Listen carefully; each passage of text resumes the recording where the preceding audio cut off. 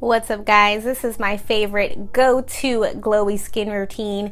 This is what I do when I want a step up from everyday but don't want to go quite full glam with eyes and all of that. So this is how I do it. First, I'm going to prep my smile lines and my brows with the Urban Decay Primer Potion in Anti-Aging. This is just to make sure my brows stay on all day and my foundation doesn't creep into my smile lines.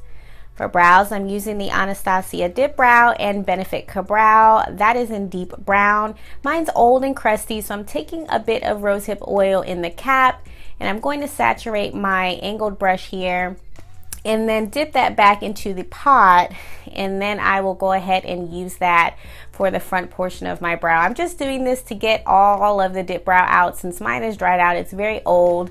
Normally I wouldn't use it together with the Kabrow, but I'm doing it because the oil makes this a little bit more slippery than normal, and the Benefit Kabrow has a nice powder finish, so it kind of soaks up any excess oil. So that's why I'm doing it together. Plus it's going to make it look a little bit more fleeky than normal.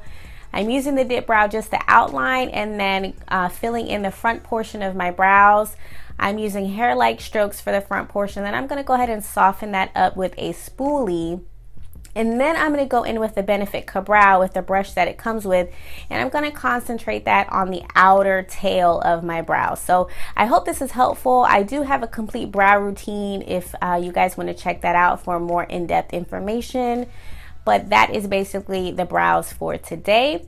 Now to clean it up, I'm going in with this NARS Soft Matte Creamy Concealer in Caramel, and I love this concealer for carving out my brows and for setting my lids. It's so easy. I just take a small detailed brush, carve out my brows, and then I take my Morphe brush and I just dab it all over my lid, and that is it. This is an amazing concealer. It's so creamy, so blendable. If you like the Maxx Studio Finish Concealer, this is, to me, is just a little bit better because it's creamier. It's a little bit easier to work with. Keeping those tools because we're going to need them in a second. I'm going in with the Morphe 39A Dare to Create palette, and this color Define Me and the one next to it Evolve are like my go-to. I'm so glad that this is in a bigger pan. This palette is huge. Honestly, I'm just so surprised at this palette. I didn't think I would like it as much as I actually do, but it has something for everyone, and it also comes with the names on this plastic sheet here. And this is just an amazing palette. But since today's video is mostly on skin, I'm going to show you guys kind of my everyday eye look that I do, going in with that color Define Me, and that was that yellow brown transition shade in the center, and I'm going to put that on my transition area and as well as the entire lid just to give a little bit of color. Then to deepen that up, I'm going in with that brown color that was right next to it, Evolve, and I'm going to deepen up the crease, and that's pretty much it. Gonna pop on some Stila eyeliner and my lashes from TJ Maxx, and the eyes are done. Now for complexion, I'm going in with MAC Strobe Light and Peachlite, Strobe Cream and Peachlite to really start the glow, okay? So this is really moisturizing. So on top of that, I'm gonna add my Too Faced Hangover Primer. And I accidentally got this. I thought it was a trial of the spray, but I picked this up instead, and I've really been liking it. It's very moisturizing. Now for foundation, I'm going in with the NARS Radiant Longwear Foundation. This is the new NARS foundation. I told you guys I wanted to try it, and this is an amazing foundation. However, this color, this is in the shade MORREA, and according to the website, it has golden olive undertones, and yes, y'all, look how golden this foundation is.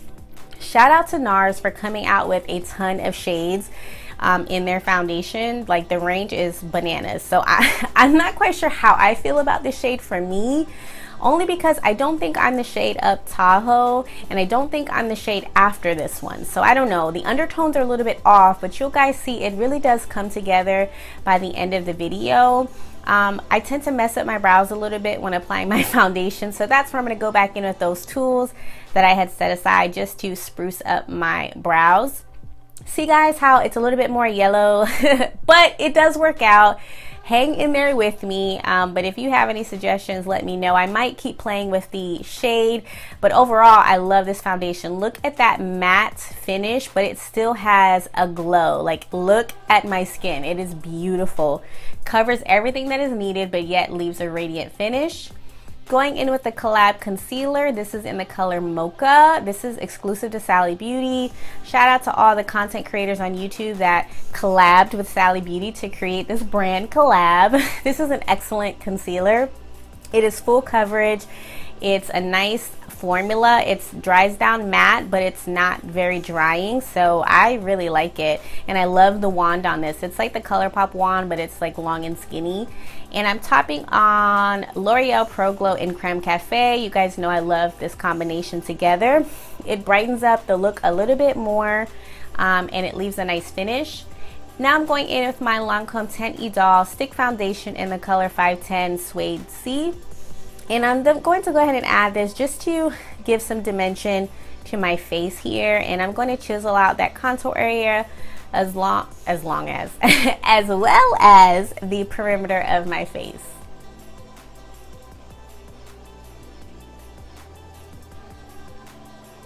Now I'm taking my Eco Tool sponge. This is the little green one, and I'm going to start by blending out the outer portion of my concealer, so all along the concealer lines, and then I'm going to start blending out the center of my concealer just so that it gives me the most coverage. So as you can see, I've already let my concealer sit for a little bit while I was doing my contour, and this is going to give you the most coverage. And sorry for my camera going in and out of focus, guys. It tends to do that when I'm leaning over, so sorry. Now I'm taking a clean beauty sponge. This is the Flower Beauty sponge. It's super soft, but I'm doing that just to soak up any other excess product, just because it does still leave a little bit of a finish, and I just wanted to be sure that all the product was, you know, taken off my face. Now I'm going in with my own setting powder mix. Guys, this is a mix of basically all my setting powders. It has Derma Blend, Laura Mercier, Sacha Buttercup, Ben Nye Banana Powder. Everything you can think of is mixed in this one setting powder. So I just did that. Now I'm going in with this Laura Mercier Candle Glow Sheer Perfecting Powder. And this is new to my routine. It's basically a finishing powder that has a nice sheen. And I'm in the color number 5.